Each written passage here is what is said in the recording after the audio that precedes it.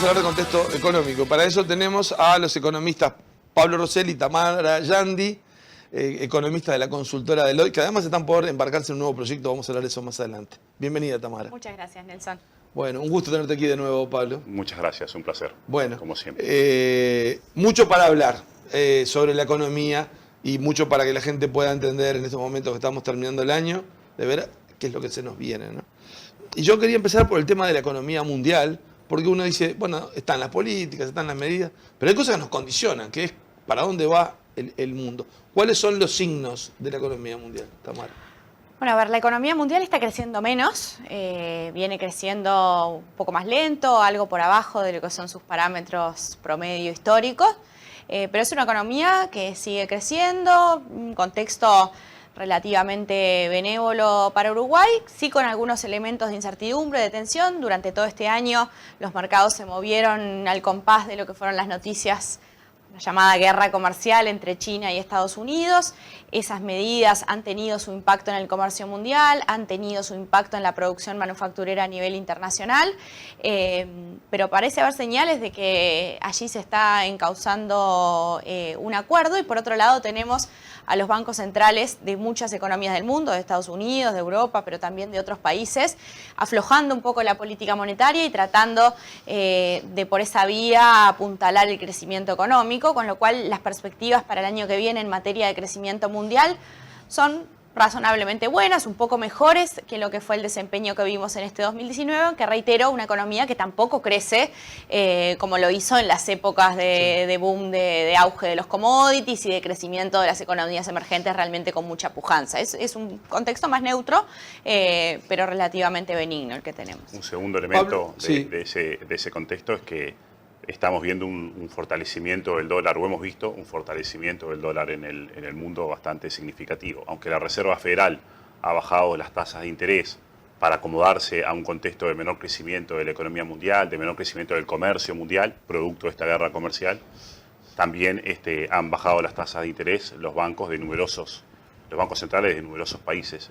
Y todo eso al final está confluyendo en que vemos un dólar alto en el mundo, o dicho al revés, de que el mundo está relativamente barato en dólares. Ya hablaremos de Uruguay, claro, pero quedémonos con ese comentario, porque Uruguay pero ahí está nos caro en muestra un dólares. primer desafío. Ahí hay un primer desafío. Ahora, Pablo, respecto a lo que decía Tamara, uno diría, ¿cuáles son los indicadores, cuáles son los datos que les tenemos que prestar más atención de lo que pasa en el mundo? Porque uno lo que mira es, Tamara hablaba de los mercados al vaivén, ¿no?, de las noticias de cada día, pero eso es como una tormenta de datos. Es decir, bueno, ¿cuáles son los datos claves para Uruguay a seguir con atención en estos próximos días? Semanas? Diría tres.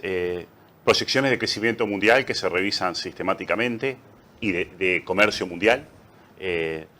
Valor del dólar en las principales referencias del mundo y el costo del dinero para las economías emergentes, las primas promedio de riesgo país.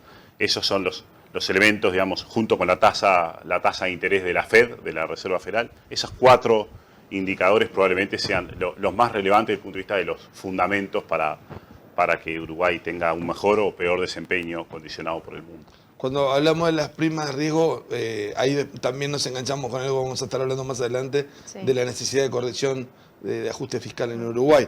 Pero uno mira que hoy Uruguay tiene una prima de riesgo, o sea, el plus que paga de interés es bajo. Sumamente bajo. De hecho, estamos con niveles de riesgo país del orden de los 140 puntos, que son niveles bajos en comparación histórica, bajos para lo que son incluso parámetros recientes de Uruguay en momentos de más turbulencia en los mercados internacionales. ¿Y no es bajo para la realidad de Uruguay?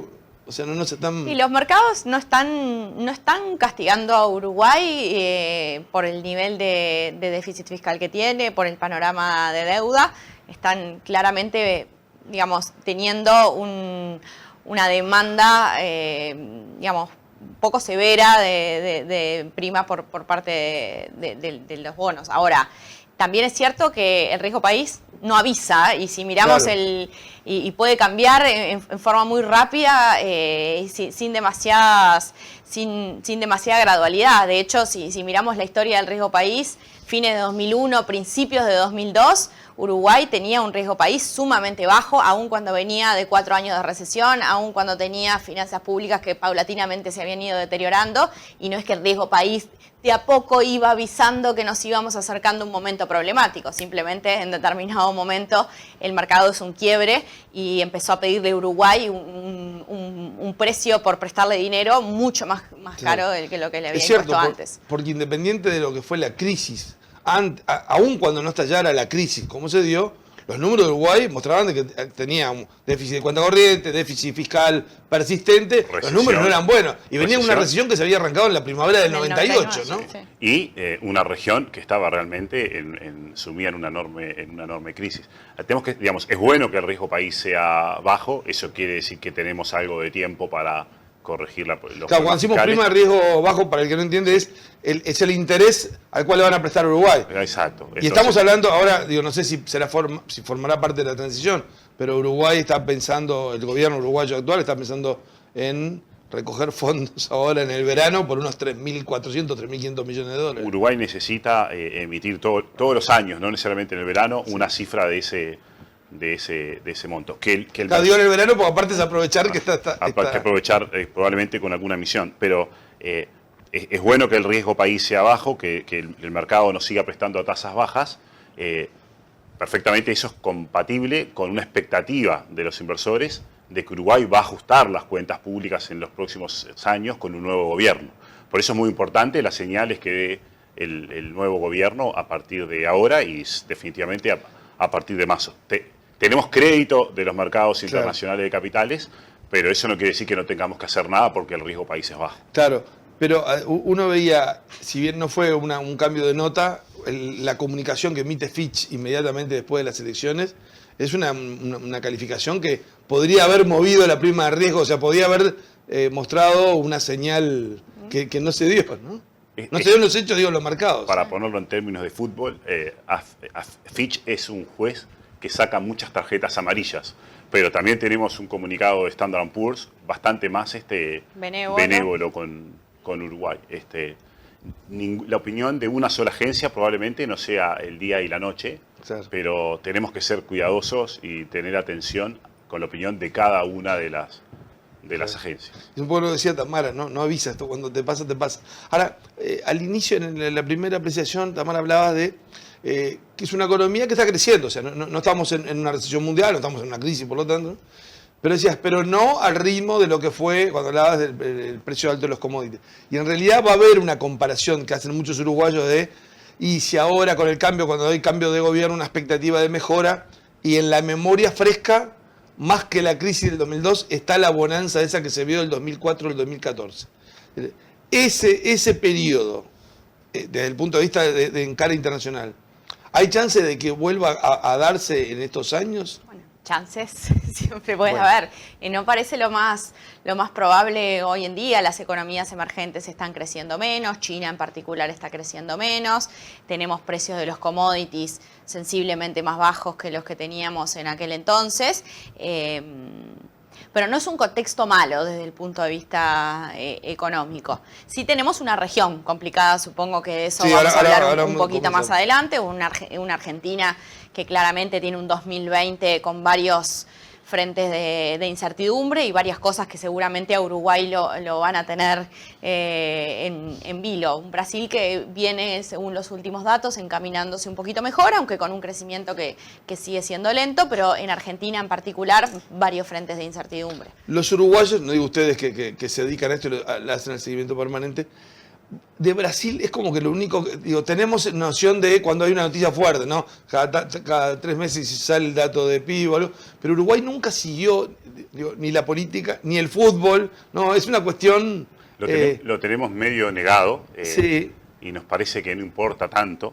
Es curioso, ¿no? Porque los vasos comunicantes con la economía de Brasil son menos perceptibles. Obviamente lo que ha ocurrido... La relación de Uruguay con Argentina históricamente ha sido, desde el punto de vista económico, muy intensa y muy visible. La actividad turística es extraordinariamente visible para todos nosotros e impacta en el día a día, digamos. Claro. Para los uruguayos que quieran alquilar una casa en el este año saben que va a ser más barato que en los años anteriores. Tiene mucha visibilidad. ni que hablar que lo acontecido en el 2002 con la crisis financiera en Argentina primero y en Uruguay también, tiende a fortalecer la noción de que Argentina importa mucho. Y lo importa, sobre todo importa mucho desde el punto de vista económico, porque la actividad turística tiene una gran repercusión en los ingresos tributarios, en el empleo y en el ingreso de la población. Pero la economía de Brasil es 50 veces, casi 50 veces más grande que la Uruguay. Brasil es un competidor en los mercados internacionales de algunas de las materias primas que exporta Uruguay. Brasil es comprador de algunas de las materias primas que nosotros producimos, que podemos colocar en otros lugares del mundo, pero que también colocamos con ventaja en el mercado brasileño porque es un mercado más cercano, porque está la protección del arancel externo común que nos deja percibir precios más altos en Brasil que fuera de Brasil. O sea, los productos uruguayos pueden... Los valorizamos mejor en el mercado brasileño. Porque otros productos que compiten con los uruguayos, cuando entran a Brasil pagan más, ¿no? Y Brasil también es un competidor importante para las industrias que no son de transformación de productos de origen agropecuario. Brasil es un gran competidor en el mercado uruguayo de esos productos, con lo cual pesa mucho la economía ¿De cuáles, por de Brasil. ejemplo? Y pensemos en productos industriales, plásticos, químicos, digamos. Hay muchas industrias. Uruguay no es un país industrial, pero hay cientos y cientos de industrias en el Uruguay que compiten con soluciones, digamos, de Argentina, aunque Argentina es un país un modelo muy poco exportador, y que compiten con soluciones de Brasil, y Brasil es un país bastante exportador. Con lo cual, la realidad es que probablemente sea también un factor cultural lo que hace que le prestemos menos atención a Brasil. Brasil también presta mucho menos atención a toda la región. Es recíproca ese descuido, digamos, en la relación. En Brasil mismo, de lo que es la Cancillería, que han mantenido como que aquella Cancillería que en un momento fue de un imperio, aun cuando pasó tanto tiempo, ¿no? Vamos a hablar de la economía argentina y de Brasil, de lo que se espera, luego de la pausa. Pero antes les quería preguntar, porque cuando arrancábamos hacíamos referencia a esta comunicación sorpresiva, ustedes con otras dos profesionales, Florencia Carriquiri y Priscila Peluso, que emprenden Exante. ¿Y qué va a ser Exante? Exante va a ser una firma de servicios profesionales enfocada en prestar servicios de asesoramiento económico y asesoramiento financiero. Nos vamos estos 4 profesionales como socios, junto con otros integrantes de nuestro equipo. Lo hacemos en excelentes relaciones con nuestros socios en Deloitte. La comunicación fue un poquito sorprendente. El resultado de este proceso es un resultado sumamente pensado, que obviamente nos genera bastantes emociones, las emociones de dejar una firma tremenda, excepcional. Tanto Tamara como yo, como Florencia y Priscila, nuestras otras 2 socias, hemos hecho toda nuestra carrera profesional en Deloitte. Allí crecimos como profesionales, como personas. Allí aprendimos a ser los profesionales que somos, con lo cual es francamente despierta emociones realmente fuertes. También construir de ser una nueva... genera todo el entusiasmo de emprender en un proyecto nuevo, por suerte con el apoyo de nuestros clientes y de nuestro equipo. Bueno, claro, nosotros hablamos de los socios, pero también hay un equipo ahí. Por supuesto. Que ustedes cuando lo ven se reflejan en lo que pudieran ser cuando comenzaron, ¿no? Exactamente. En servicios profesionales siempre hay equipo. Si no hay equipo, dude. Va a ser muy lindo ver el proceso de crecimiento de una consultora así, y seguramente que será con el éxito que ustedes saben asociarse también a él. Vamos a hablar de Argentina, de Brasil, vamos a hablar del dólar en Uruguay, del déficit fiscal. Bueno, hay mucho más para conversar sobre el contexto económico, y luego también vamos a tener reportes sobre quienes quieren el gabinete de ministros que anunció la calle Pou en el día de hoy. Breve pausa y ya seguimos con más claves políticas aquí por NCTV, el canal de Nuevo Siglo. ¿Qué escribís cuando el mundo te aplasta? ¿Qué pensás?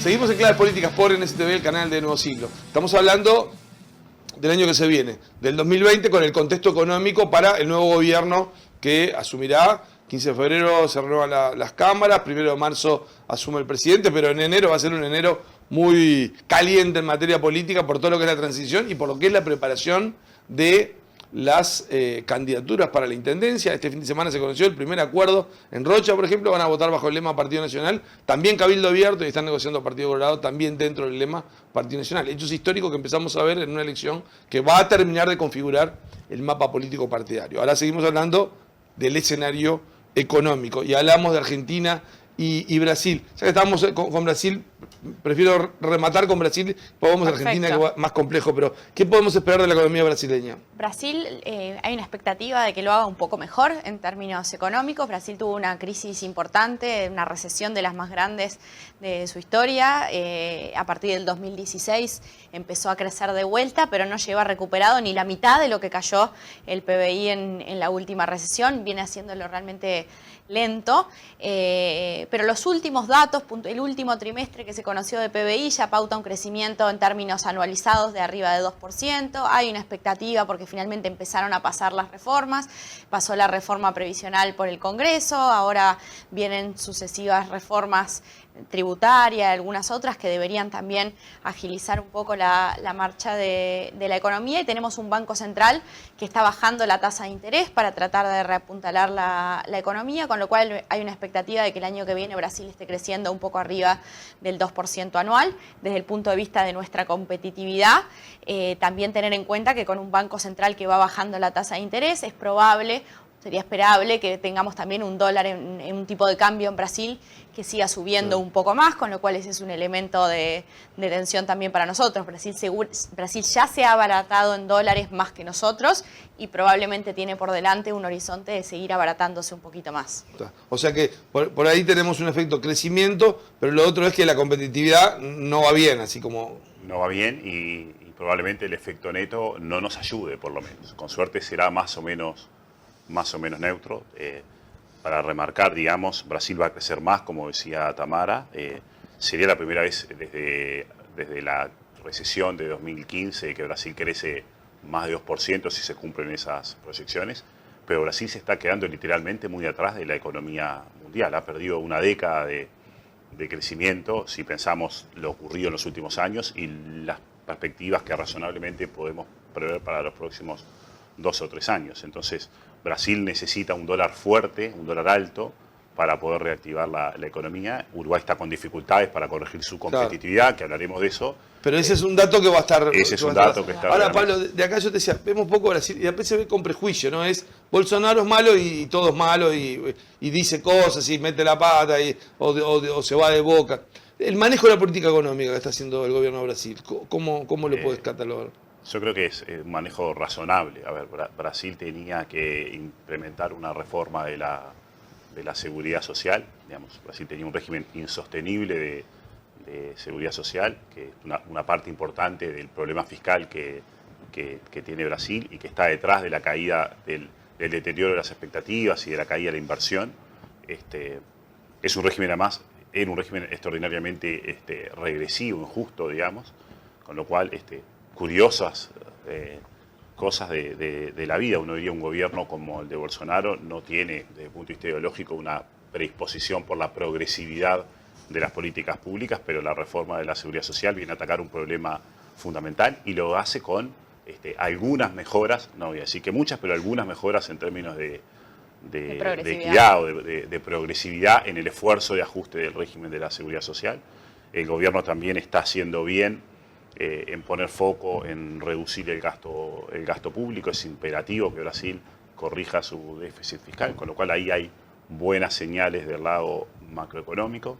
En Brasil siempre el Banco Central fue independiente, es un Banco Central siempre, desde el Plan Real para acá, ha sido un Banco Central independiente, está conduciendo la política monetaria con muy buen criterio. Es evidente que Brasil tiene que bajar las tasas de interés, con lo cual uno diría, en el frente macroeconómico, las políticas son mejores que lo que hemos visto en los últimos años. En el ámbito de las reformas, algunas van en la dirección correcta.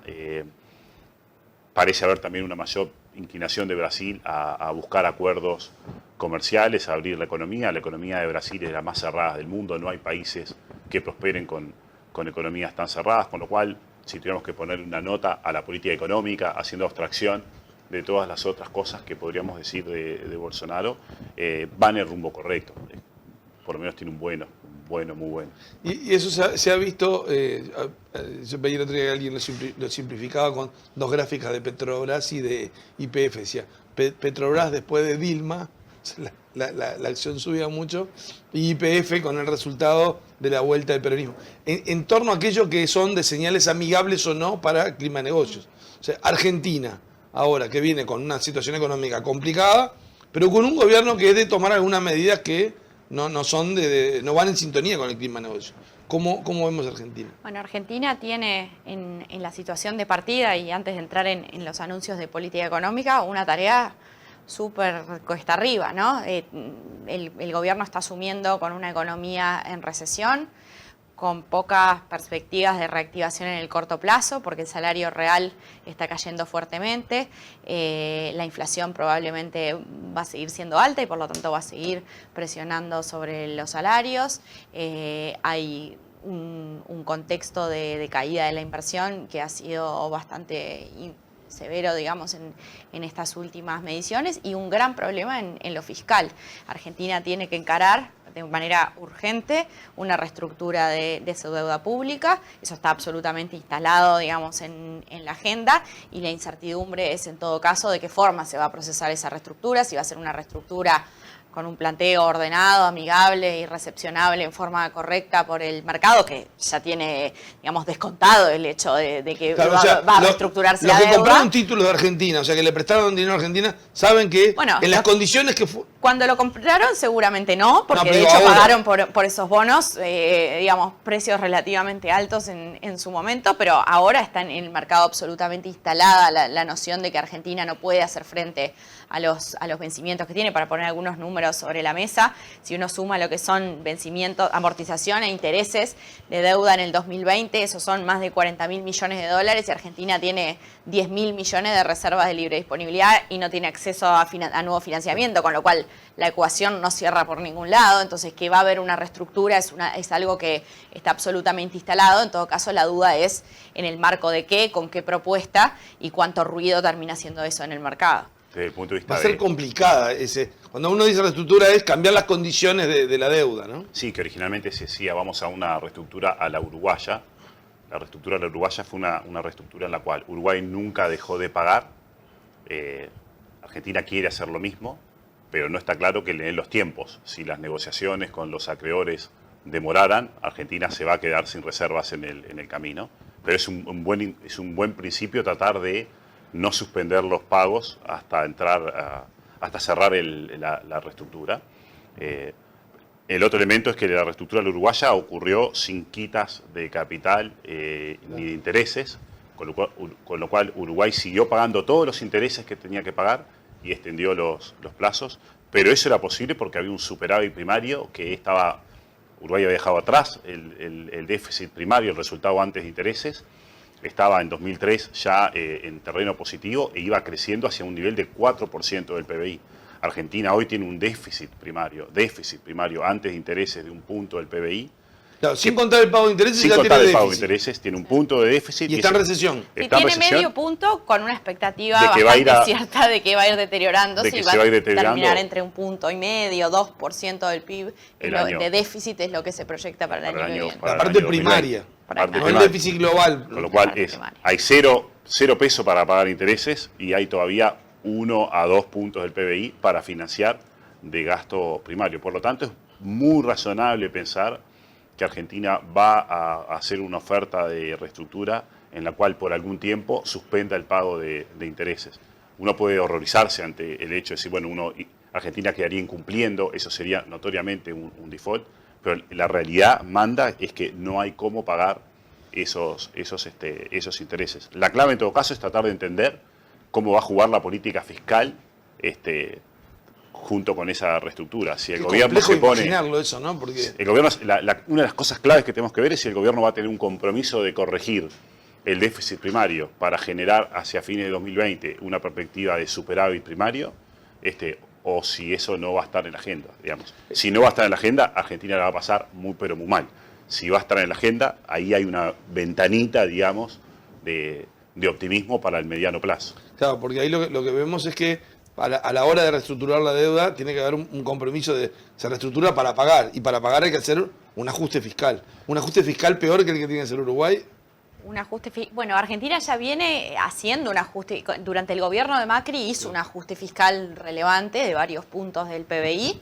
El punto es si esa vocación de ajuste se va a sostener e incluso si se va a profundizar alguna de esas líneas o si va a haber una marcha atrás y en algunos temas que son sensibles como los subsidios a todo lo que son productos energéticos, tema de las fórmulas de determinación del pago de las pasividades, tema de los planes sociales, los vínculos de funcionarios con el sector público.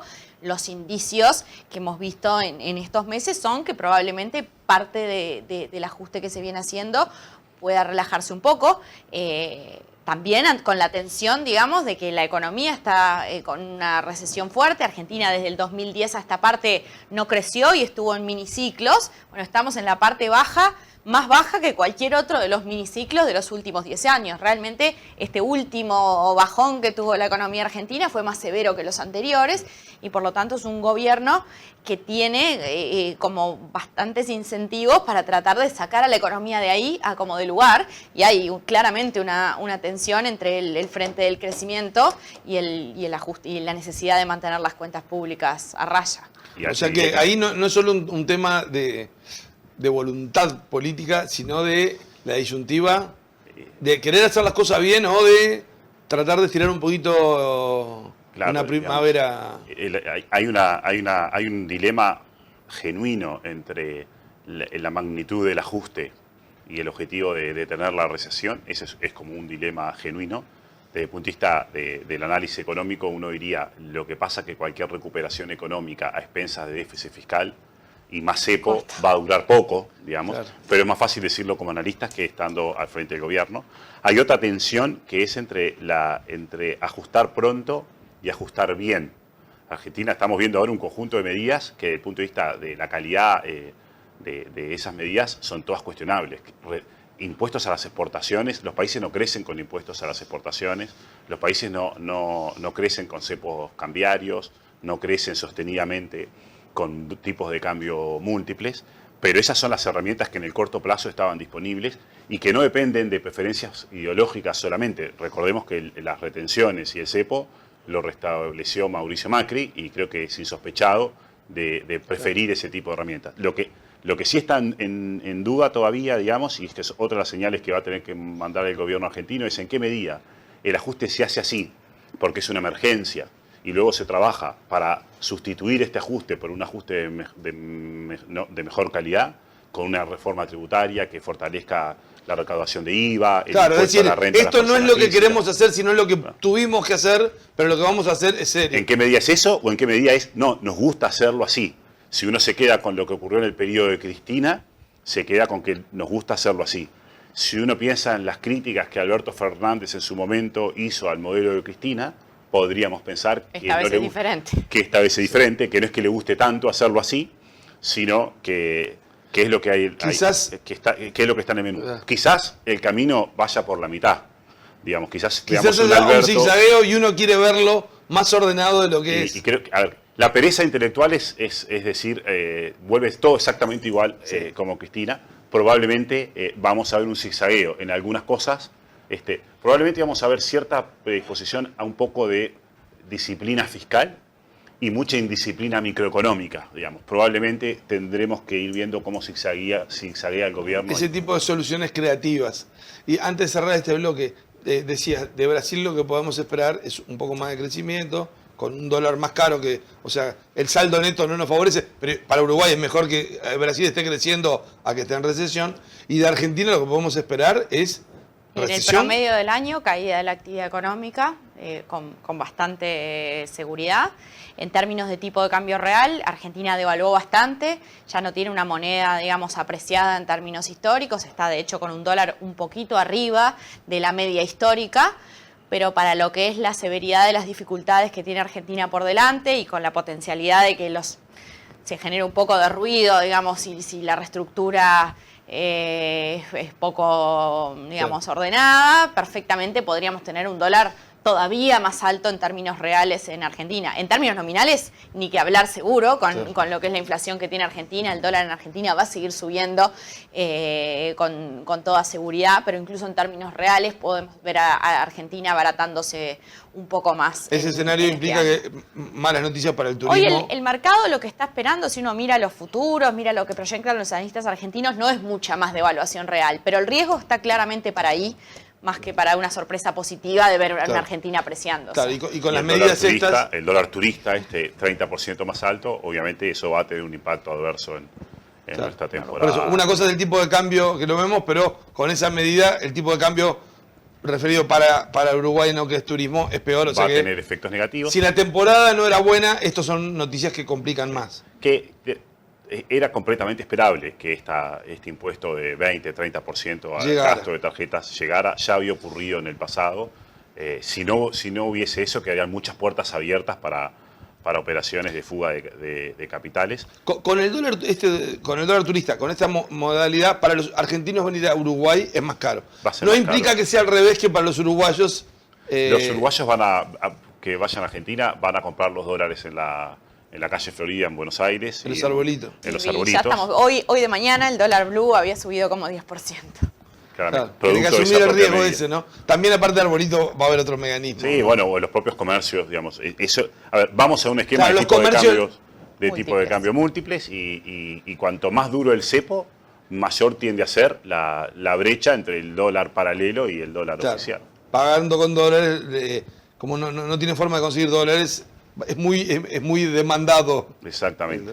Vamos a hacer una pausa y hablamos de la economía uruguaya. Estamos con Tamara Yandi, con Pablo Rosselli, aquí en Claves Políticas. Ya volvemos. ¿Qué escuchas? ¿Qué cantas? ¿Qué escribís cuando...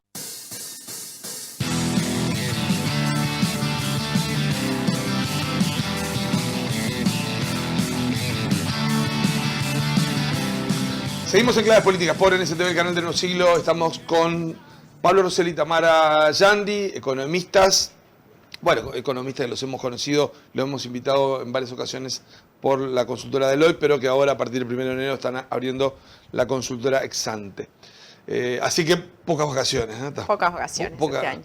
Algunos días ahí de probaremos fiestas. algunos días. Bueno, Pablo, viendo lo que veníamos de economía mundial, economía regional, para Uruguay, la gente cuando cambia un gobierno tiene una expectativa, pero la economía es la economía, ¿no? O sea, más allá de las medidas que se pueden tomar. ¿Qué es lo que podemos esperar en líneas generales de la economía para el 2020? La economía uruguaya en 2020 va a crecer a un ritmo mayor que lo que veníamos observando en los últimos tiempos. La economía uruguaya ha permanecido estancada en los últimos 4 o 5 trimestres, prácticamente con un crecimiento nulo. En el promedio este año, cuando veamos las cifras de cierre de PBI, vamos a ver que la economía habrá crecido entre 0 y 0,5%. Para el año que viene vamos a estar creciendo más en torno de 2%, principalmente porque las obras asociadas al proyecto UPM, las obras privadas y las obras de infraestructura de las que se tiene que hacer cargo el gobierno, el ferrocarril, que es una inversión privada, pero de la que se hace cargo el gobierno, más otras obras, todo eso va a generar un impacto, un impulso en la economía de 1,5%. O sea que cuando decís 2% de crecimiento del PIB... Es medio punto sin UPM y su infraestructura conexa y el resto. O sea, es impresionante lo que pasa para un país chico, un proyecto de ese tipo, ¿no? Viene... Porque si es un 0,5 es más o menos lo que puede hacer este año, claro. O sea que per cápita prácticamente nada. Viene en un muy buen momento, en un muy buen momento el proyecto UPM porque la economía estaba con una enorme falta de crecimiento, porque el gobierno tiene que implementar medidas de ajuste fiscal que siempre tienen algún costo recesivo. Bueno, el empuje que nos va a dar UPM va a ayudarnos a mitigar esos costos, pero UPM no nos soluciona los problemas que tiene el Uruguay. O sea que cuando decimos eso es que lo que están viendo ustedes es que en los demás sectores de la economía prácticamente no va al crecimiento, porque ese crecimiento va a estar más vinculado a construcción y algunos derrames, industria manufacturera. Algunos derrames en el transporte, ¿sí? Pero vamos a seguir viendo un desempeño pobre en la actividad agropecuaria, en la actividad comercial y en los servicios. Es complicado, ¿no? Porque en realidad venimos desde 2015 con un crecimiento muy suave o prácticamente un estancamiento porque hay varios sectores que están en recesión. En materia de empleo, uno dice, con las obras de UPM, con las obras de infraestructura, uno está esperando que haya una demanda de empleo para el sector de construcción. Ahora, el mercado de empleo seguramente va a ser así. A nivel macroeconómico, mirando digamos, el mercado en su conjunto, es poco probable que veamos una recuperación sustantiva, digamos, del mercado de trabajo. Desde los picos del momento, digamos, de mayor auge del mercado de trabajo en el 2014 a esta parte, se han perdido 55.000, 60.000 empleos aproximadamente, si uno suaviza las series y promedia. Hablando del proyecto de UPM y obras de infraestructura conexa y todos sus impactos indirectos y de derrame, 10.000, 12.000 números de ese tipo de magnitud, con lo cual no es algo que por sí solo revierta el deterioro que ha tenido el mercado de trabajo. Para volver a tener un mercado de trabajo más pujante, se necesita que la economía vuelva a crecer con más firmeza, más inversión, más crecimiento en el resto de los sectores, cosa que no es el escenario base que venimos manejando en nuestro cliente. Igual, Tamara, para cerrar el tema de empleo, lo que decís es, lo que podemos ver es un aumento de empleo en ese sector, pero no en los otros. Comentábamos cuando vine a presentar los resultados de la encuesta de expectativas empresariales. En general, nosotros vemos a los ejecutivos en Uruguay con sus empresas sumamente reticentes a contratar más.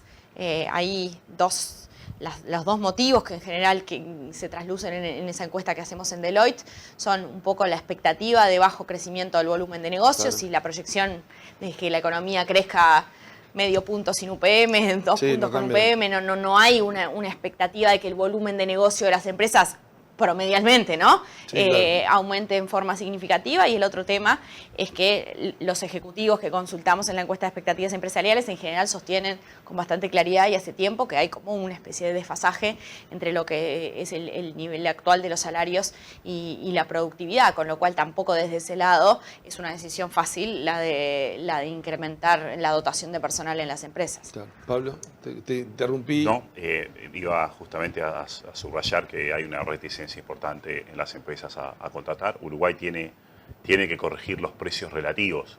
Necesitamos ser más competitivos. Tenemos un tema de costo salarial en relación a la productividad.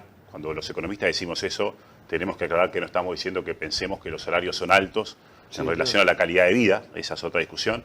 Pero las empresas, y no lo son en Uruguay, digamos, hay muchos asalariados que tienen salarios bajos en relación a lo que es el costo de la calidad de vida. Pero el costo salarial es alto para las empresas. Pero el costo salarial es alto en relación a la productividad y el costo en dólares es alto en relación a los precios que las empresas obtienen cuando exportan o en relación a los precios con los que entran los productos importados. Entonces, Uruguay necesita resolver esos desajustes, necesita procesar una mejora importante de la competitividad. Para eso tenemos una restricción con la inflación, que también está bastante alta, y estamos en un camino gradual de corrección paulatina de la competitividad a un ritmo lento. Cuanto más demoremos en corregir la competitividad, más vamos a demorar en revertir las condiciones del mercado de trabajo. Pablo, uno de los temas que se ha hablado más y la preocupación, si va a haber los consejos salarios, si se flexibilizan, en realidad creo que es como una creencia de que en realidad el salario se determina por una negociación más allá de las otras condicionantes. En realidad... La realidad está mostrando que eso no es así. Ya hace 2 años enteros, digamos, y el año que viene lo vamos a ratificar, que promedialmente el salario no está creciendo en Uruguay y el empleo está bajando, con lo cual los ingresos salariales están cayendo muy levemente, digamos.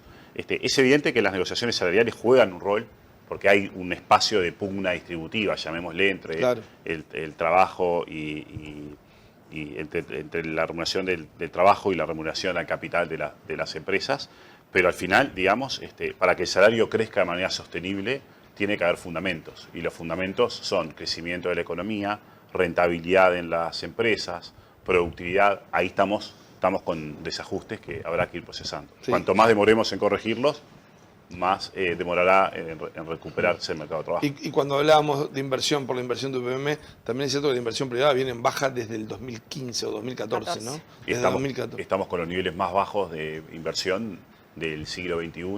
El piso de la crisis fue un poco peor, pero estamos con los más bajos niveles de inversión. Claro, porque no es puntual, sino que se ha mantenido así desde el 2015.